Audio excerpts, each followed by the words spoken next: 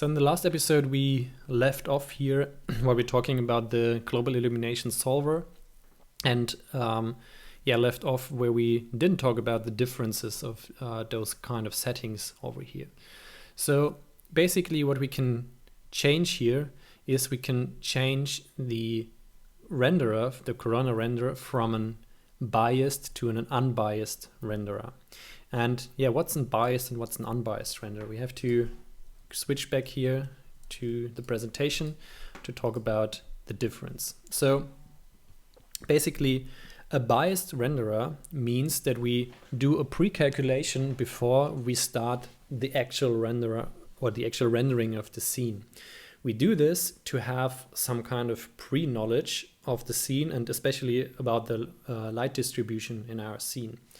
So this is why we call this a biased render engine. We do a pre-sampling of the light distribution in our scene, and then we hand over this kind of pre-calculation to our render engine, or to our renderer rather, and by this we can speed up the light calculation or light distribution calculation.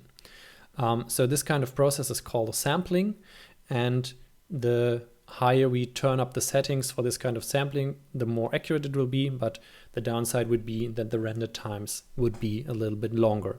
And we can actually see this kind of sampling if we choose the UHD cache, for example. Here, this is a biased renderer.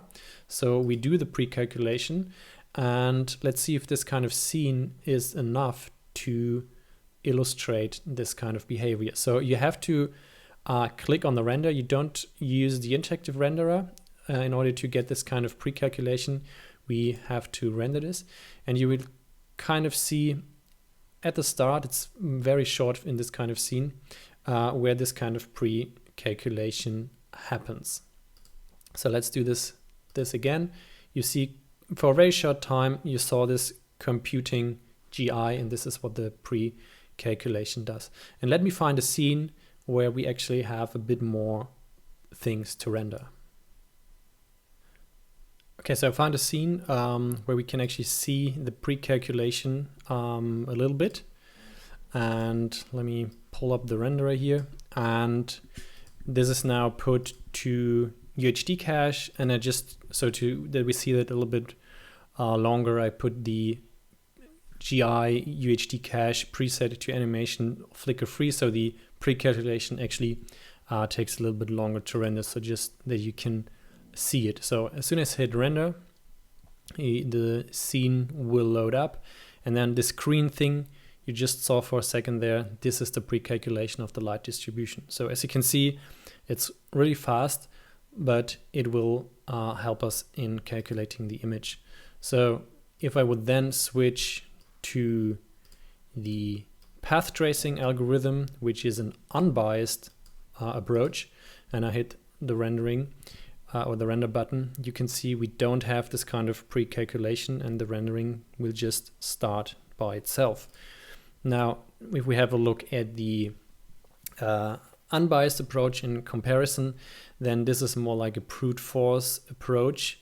It's a little bit more physically accurate.